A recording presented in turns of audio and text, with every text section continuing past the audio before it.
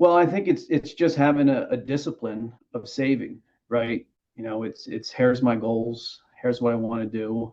And when we do planning and you can look at it 30 years and looking out, it's like, all right, so let's just break this down and make it semi-simple. 5 years at a time. Where do you want to be? And so it's being disciplined there and being honest with yourself of how much I can save. Don't shoot for the moon. Just get something started. For the younger generation, it's getting money into a Roth IRA and not thinking that you can go invest in something and retire overnight like you won the Powerball.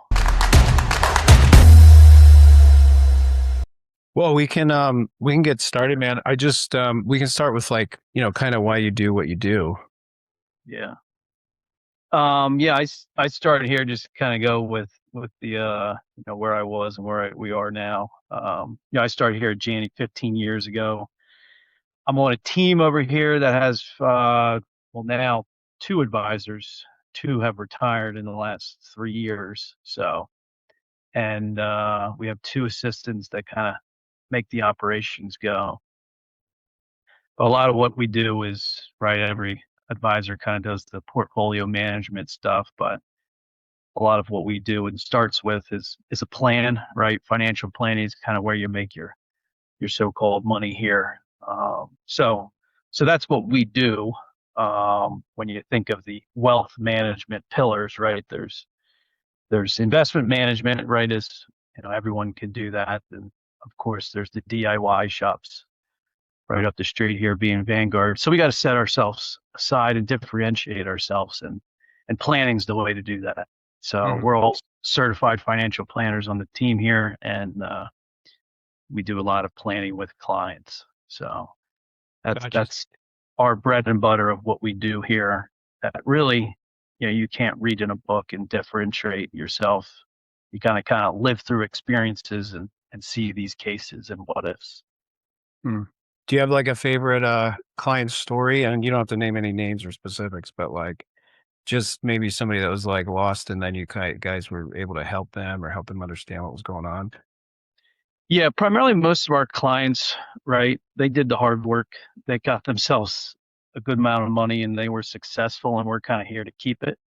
Um, but doing the blocking and tackling is where it really comes into fruition, right? Our clients are successful in a couple of different areas and they kind of add on us because this isn't their forte. And so there's definitely a ton of examples that we go through. I'll hit you with this one, which is, right, sometimes estates and um, taxes and transferring money can kind of get a little bit complicated. And so we kind of, in a lack of better words, of dumb it down to clients and kind of say, here's what happens if this happens and when you pass, right? We get morbid sometimes. So here's some strategies to do. And sometimes clients believe it, sometimes perception and growing up in the Great Depression has a significant change on your life. So people don't think they need more money than they do. And when someone passes, events can happen, and usually all cases, when you pass, when you die, there's three buckets that get filled. Money either goes to your kids, charity, or the government. Most people don't like that last bucket. Yeah. So, we were able to work with this client and actually move money out of his name into a trust. And there's all different kind of look backs that you got to do. And we were able to avoid basically him paying $2 million upon passing, and actually, because of portability and all this other stuff, was able to carry over about a million or two to his wife for taxation that eventually she's probably going to have to pay. But we were able to mitigate some taxes by doing planning, and sometimes twisting our clients' arms when we know it's in the best interest of the overall wealth growing aspects of what we do. So So you don't have any clients that list the government as beneficiary on their. not too many, not too many. So, and that's the one thing, right? It's we try to identify those beneficiaries. Sometimes people put a state, and we're always talking. We need a person If there is some cases, there's a trust that can be a beneficiary, but yeah, that's our big thing of blocking and tackling and being in front of these things. So, Hmm. What do you and think? then What do you think people misunderstand the most about what you guys do or your profession? I think, because obviously there's a lot of us, people think they can kind of do what we do by themselves, and some can. I kind of dumb it down to, right, a plumber, when you need a plumber, when the basement's flooded. Hmm. Sometimes we have this, bias as humans to say and look away from the negatives that might have happened. The stock you picked, that thing you over allocated, so you don't really know the pipes are leaking kind of thing, and so you can kind of do it yourself. And there's all these other aspects. We're not evading taxes, but we're doing a good job of mitigating and getting money into the right buckets over time. So there's all those little things that you can't just Google and Yeah, get the yeah. right information. So yeah, sometimes we get, dumbed down as a profession, but there's a lot of things that you do over time consistently, that pay off in the end. What do you think the biggest mistake is that you see potential clients making? The biggest mistake. Ooh, uh, probably through the planning aspects, I think is just not being honest with themselves, right? I spend a lot less and make a lot more. And then whatever the goal was at the end of the year never really happens. And when we do planning, that's the number one thing that the numbers do show, because numbers don't lie. If you spend X and you're making X plus, there should be a surplus and there should be money percolating in an account. Well, if that's happening, great. But if it's not, well, then there's some type of um, bias that's happening because for whatever reason, right? So we like to kind of, in a nice way, say, hey, there's something else going on here. Um, Tell me about it. Where's all this money go? Oh, this is where it's going. This kid, I had to help here, blah, blah, blah. So, that's one of those things that in the planning aspect of it. And then, of course, the general thing of, selling when the market's down and buying when it's up and chasing that so-called momentum stock and not having things aligned to kind of your risk tolerance. That's the quintessential one in our industry. Yeah, I imagine that's like the big thing when you first meet with people, getting engaged for what that actually is. Yeah, exactly. That's, as an advisor, right? Active listening is the biggest thing. And there's nothing that you can go read in a book about how to listen to someone when they say X, and you then have to interpret it to go buy this. Mhm. Sometimes you get it right. Sometimes you get it wrong. Sometimes you're in the middle. And that's the whole process of working through the clients, which is one of the more rewarding things, right? Of kind of being on the same page with the client. And eventually they just kind of allow you to think for them because you know them so well. And for the most part, that's primarily all of our clients. Gotcha. So Gotcha. What do you think the biggest challenges people face as they head into retirement? yeah, inflation's a big one. Inflation's a big one. Um, Interest rates have drastically gone down. You can't just invest in that bond, CD, or whatever, and get a steady flow of income, especially when inflation keeps going up, right? Even specifically healthcare. Yeah. So we have to be real with that. We also have to accept advice to maybe take a little bit more risks. Um, and that's probably the biggest thing we see going into, retirement and how people can kind of plan. Um, but we're not magic makers, as I tell in meetings. And for the most part, our clients are in the upper echelon, and it's not about are they going to run out of money. It's more about all the different decisions they have, um, and how to make those decisions correctly. Probably is our clients' biggest hurdle, right?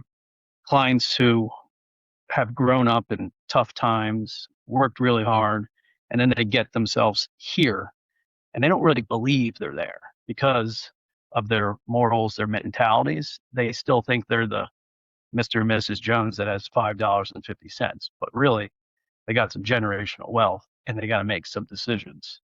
Mm. Or they're, controlling from the grave. Um, you know, it just will be not really what they want. And sometimes the third bucket gets filled more, which is the government. Yeah. My So wife is the opposite. I have $5.50 and she thinks that we have generational wealth. So it's good perspective the opposite way. exactly, exactly. We have a couple of those. They want that last check to bounce. Yeah, yeah. Yeah. So like I mean, some of the biggest challenge we see with a lot of our clients is like deciding when to retire because they have to navigate the transition from employer coverage to whether it's individual coverage before they're 65 or Medicare. Like, is that Hmm. something that you guys are facing? Is that something that comes up a lot? Yeah, definitely and actually probably seeing it more now. Um, whether it was a COVID thing or not, right? People are taking life by the horns here and saying, "Hey, I want to retire early," and that's pre 65, and we rely on the clients to kind of give us, here's what my healthcare cost might be, and if someone says nothing, we're usually averaging $1,000 a person a month, just to be on the safe side. So it is definitely a consideration, and we do talk to clients about health savings account HSAs if they have them at work, how to get money in there, um, which is tax deductible and a big bucket, right? When we were talking about how to save and where to save and those little blocking and tackling things, and HSA is that. Obviously, you can't save in them after 65, I believe, but you can save up to then, and you can invest those, and you can utilize that tax free. So those little blocking and tackling of making that dollar so much more efficient and squeezing that rock is kind of where planning helps. And we sit down in a conference room and look through a dynamic financial plan and really show them the what ifs, right? What if you retire at 62? How much do you need your portfolio to be, or how much you want it to be? And then we can back into how much you need to save versus right how much less you need to spend, and whenever here's how much you need your portfolio to return, right? We're not focusing on that. So yeah, we build it into the plan, and for the most part, um, there's been more clients trying to retire earlier. Mhm.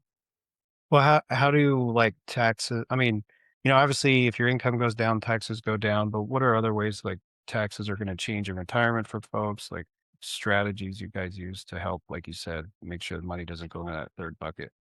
Yeah, yeah, especially with people who are retiring earlier, right? We kind of call it, if they're retiring at 62, they kind of have 10 years to improve their overall situation, because the 10th year would be, for most people, when they have required minimum distributions at 73 and they have to take some money.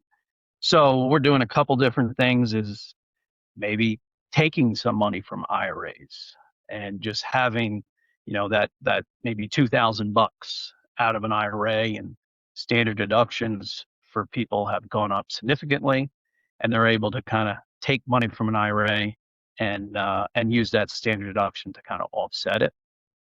Um, and then we're doing some Roth conversions, meaning if they got a big old IRA and they like their kids and they believe in time value of money, we can get money out of that IRA when there's no more W-2 income, and converting that, and we'll call it maximizing the either 22 or 24% tax bracket to get money out of that IRA and into a Roth that doesn't have a required minimum distribution, at least for now. So a lot of those two things of taking money now and into your pocket from your IRA, but also moving it into a Roth. All of it, you got to understand how money can grow and where taxes will be. And there's a couple guarantees in life, which is death and taxes, and Yeah. taxes will continue to go up for sure. And those it's kind of a funny thing, right? CPAs sometimes deal in a silo, like, I want you to pay as little taxes as possible. Well, we like to kind of critique that and go, well, how can we maximize our 12% tax bracket, 22% tax bracket? The And CPAs say, I want you to pay as little tax as possible right now, which actually may make you pay more taxes in the long run because the government isn't giving you anything for free. They'll say, oh, you can put money into a 401k, but you're deferring your taxes to a later date in which, in theory, you're going to pay us a lot more money. So it's an investment for them. exactly, Yeah. exactly. So yeah, they don't think of it, 10 years down the road. They think 1 year at a time. And if money doubles every 10 years at 7.2%, you're going to have a big old money, RMD, required minimum distribution, to take out. And it just becomes painful. And then people start going, oh, I'm not going to take it. And then it just keeps exacerbating the problem. And they have a pretty big liability to pay. And the way, IRAs have changed over time to go to a Benny IRA, right? You now have to deplete those in 10 years. Mhm. So we're trying to get people to take them out in 5 years, because if stock market keeps going up, you're going to have a big old tax liability in the 10th year. So you try and do the Roth conversions from like a, you know, traditional to a Roth during a year that they Mm-hmm. obviously have lower income. So if they can defer capital gains, they don't have W-2 income anymore. And it makes Yep. sense. Yep. And it's kind of take the hit now versus the much bigger hit 10, 15 years down the road. Exactly. One of the other things that we've been doing, 25 was like a year for a good amount of our clients to sell a business, sell a building or something like that. And some have charitable intent that they've already been doing. Some, kind of messed around with it, but weren't too serious. And, we were able to work with a lot of people's accountants and set up what's called a donor advised fund. And so, you can contribute $300,000 to this donor advised fund, and then you gift from there. So that $300,000 becomes a deduction for you in that year, where you have a huge amount of income, because you just sold a business. And so, you're using that over time to give from, not from, your after tax money. So that'll all, it's maybe not something someone will do every year, but it will be something that helps in that year where there's a significant tax liability. And when you set those up, do you have to designate who the money's going to go to long term, or you could make that decision at a later date? You can do everything in between. You can have a successor owner who can kind of carry on your wishes. You can say, once I pass, all money goes to 5 different charities outright. So there's a lot of different ways that you can do it. Gotcha. So it's a cool way to maybe involve kids, nieces, nephews, to kind of have your legacy, kind of continue giving to such charities over time. Mhm. And so Social Security, I mean, obviously it's not something that people like bank on for a lot of their retirement income. But as far as like determining when to take it, you're just looking at things like full retirement age, life expectancy, and having that conversation with your clients. Is there anything else? Yeah, they definitely have simplified the Social Security. You can't do some of the little unique, um, aspects of it, such as, file suspend, take half of this person. So yeah, we don't want to treat it just like the accounting stuff as a silo, right? If you wait, you're going to get more, right? If you wait, or you live past this age, you're going to get more. So, a lot of it becomes less of a math problem and more of a personal preference for a client. Um, but we can show it when in our planning software, and just kind of move that denominator of, here's what happens if you take Social Security early or in the middle at full retirement and later. For the most part, clients are taking it at full retirement age, unless there's a unique circumstance taking it early. There's no longevity in their, family history, and they want to retire earlier and they just don't care, right? Yeah. Yeah. It's hard to do the math when you don't know the one variable, which is when you're gonna, die. Yeah. So the Yeah, you old, could just go off life expectancy and family history. and Yep. your best guess. Yep. Yep. So it's kind of a principal thing. I paid in it for 45 years and I want my money now, right? Mm. The one thing you shouldn't do is turn it on pre full retirement age when you're still working, because then they Yeah. do some complicated formula to take it back and then give it to you. So that's a clear no, don't do that one. Unless you really need money. Well, they're also reducing the benefit by 30% as well. Exactly. Yeah. Exactly. So yeah, every year you get 8%, and that's so-called free money that can continue to do it. And having that grow, and you got to kind of look at it. Well, if I'm using Social Security, then I don't use my portfolio as much, and that can grow. Will you get more than 8% a year in a portfolio growth? Well, for the But you're most part, talking about full retirement age of 67. If you wait to the age of 70, you can grow by 8% a year. exactly, Yeah. exactly. Gotcha. So yeah, it's a topic that we always talk about, and you include the old Social Security. Most people don't really have pensions anymore, and then the other income is just based on your portfolio of how much you can kind of take off of it. So Mhm. to have it Yeah. last. I'm looking at Social Security like just a tax that I pay that I'm never going to see. Maybe Yep. maybe it'll be there. Maybe it won't. And Social Security, they cap how much they tax you, Mm. whereas Medicare, right, they're taxing everything. Mm. So I'm sure we will see a greater increase in how much Social Security will tax of our wages going forward. And obviously, I think is this correct? There's more people taking Social Security than are paying into the Social Security fund Yep, at the moment. yep, yep, yep. Gotcha. How about some best advice that you got? Professional advice. Well, I think it's just having a discipline of saving, right? It's here's my goals, here's what I want to do, and when we do planning, and you can look at it 30 years and looking out, it's like, all right, so let's just break this down and make it semi simple, 5 years at a time. Where do you want to be? And so it's being disciplined there and being honest with yourself of how much I can save. Don't shoot for the moon. Just get something started.